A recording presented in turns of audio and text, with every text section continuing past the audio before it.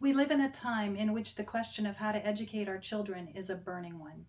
In a globally connected world, one where so many ideas wrestle for dominance and where basic ways of life are challenged almost daily by changes in technology as well as economic and political upheaval, it is critical to know how to raise and equip future generations.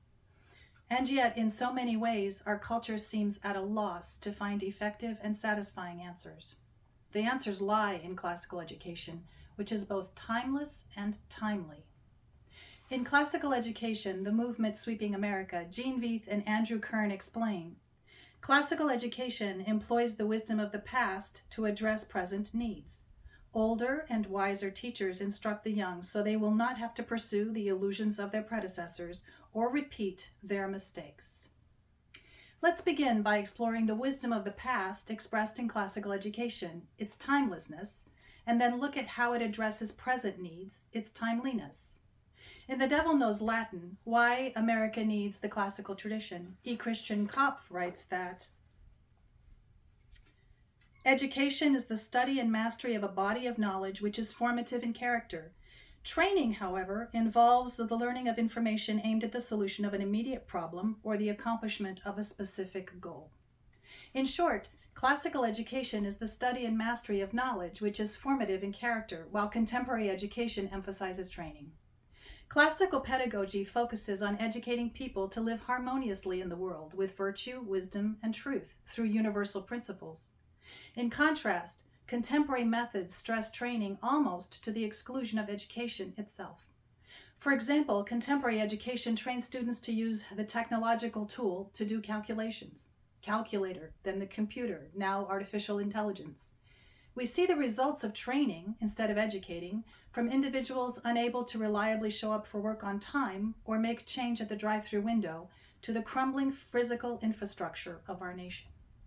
Classical education is the antidote to this. By forming the mind to grasp the concepts of calculation and use them across the varying circumstances with or without technology, and by cultivating people who can adapt in effective and relevant ways to changing circumstances, including the changing technological tools. In stark contrast to fragmentation, stagnation, and decay, it enables human beings to move forward as significant contributors to society, people who are innovative and forward-looking.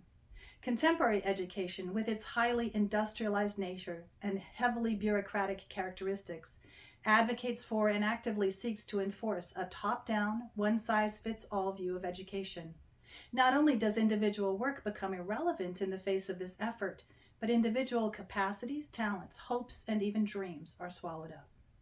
This monolithic approach has led to students consistently failing to achieve basic math and literacy competencies, and to companies struggling to hire employees that are qualified, either in mastery of material or in character, to do the work.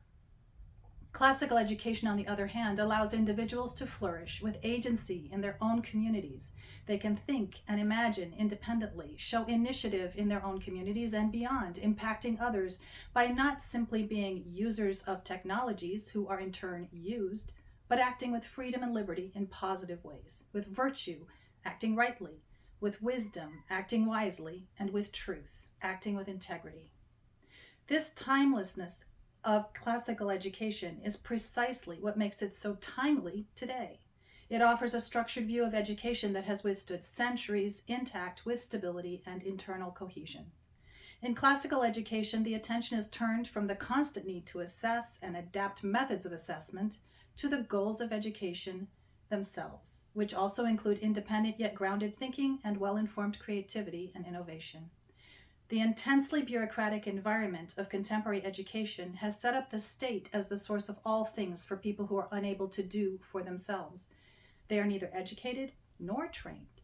They must rely on the monolith for all they do and have, resulting in hopelessness. Rather than looking forward to a thriving future, they see only a struggle to survive. G.K. Chesterton once wrote, "Education is simply the soul of a society as it passes from one generation to another. Whatever the soul is like, it will have to be passed on somehow, consciously or unconsciously, and that transition may be called education. What we need is to have a culture before we hand it down. In other words, it is a truth, however sad and strange, that we cannot give what we have not got. and cannot teach to other people what we do not know ourselves. Classical education responds to this by passing down a wholesome, optimistic culture based on truth, goodness, and beauty, while cultivating virtue, wisdom, and truth. It sparks grounded yet independent agency in people, providing a positive attitude about the future and encouraging people to build a legacy for future generations, even in the face of social, political, and economic challenges. Most significantly, for people of faith, classical education offers a tried and true response to the great challenges of our time. It is timeless in its value and efficacy, and timely in its application to a fragmented culture which is calling people away from eternity and stability and drawing them into tumultuous dissolution. Classical education, like the Lutheran liturgy, helps us remember who we are, imago Dei, made in the image of God, what our purpose is, to love God and our neighbor, and it provides a foundation for how we can live out our identity and purpose harmoniously.